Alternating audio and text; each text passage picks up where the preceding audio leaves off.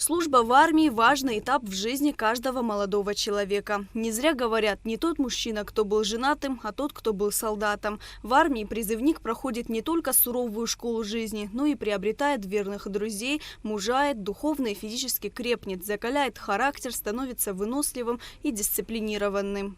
Хотим уже на сегодняшний день ходатайствовать перед Министерством обороны и перед главкомом республики о продлении на 4-5 комиссий указа президента, потому что наши студенты некоторые позже заканчивают предусмотренного. И мы должны всех дождаться. Всех дождемся, мы всех пригласим на комиссию, здоровых отправим в армию, остальных лечиться или дадим отсрочки по болезни.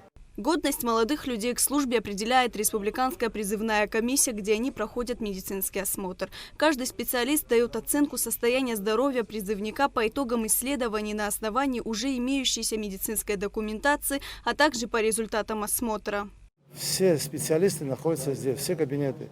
На любой каприз мы отправляем на обследование бесплатно в республиканскую больницу.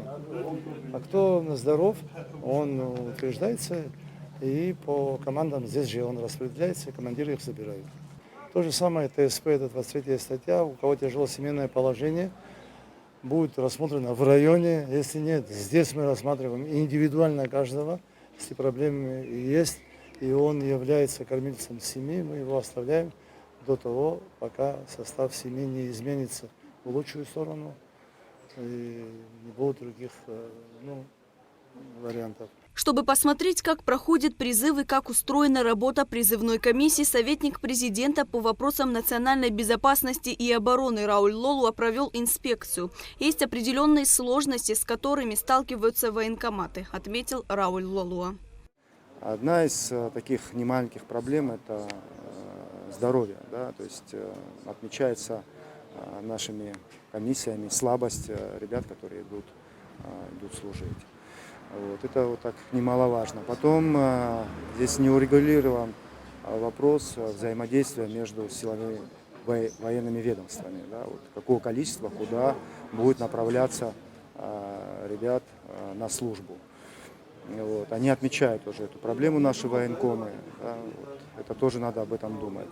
Ну и здесь я бы хотел еще отметить одну ситуацию, она немаловажна. Наверное, мы будем пересматривать срок службы.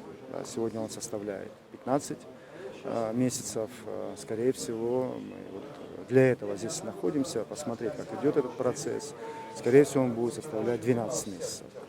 Вот. Этот вопрос будет обсуждаться в дальнейшем.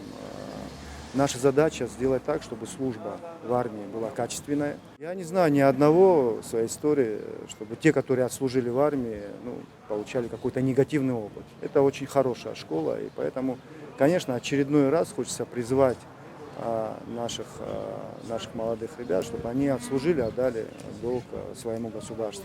Конечно, служба в армии – непростое испытание для молодых людей. Однако эту школу жизни должен пройти каждый мужчина, чтобы быть готовым защитить свою жизнь, семью и родину. После медкомиссии все новобранцы пройдут курс молодого бойца в учебном центре Минобороны, а уже после будут распределены по воинским частям и подразделениям. Лаура Капш, Лилиан Маршан, Абхазское телевидение.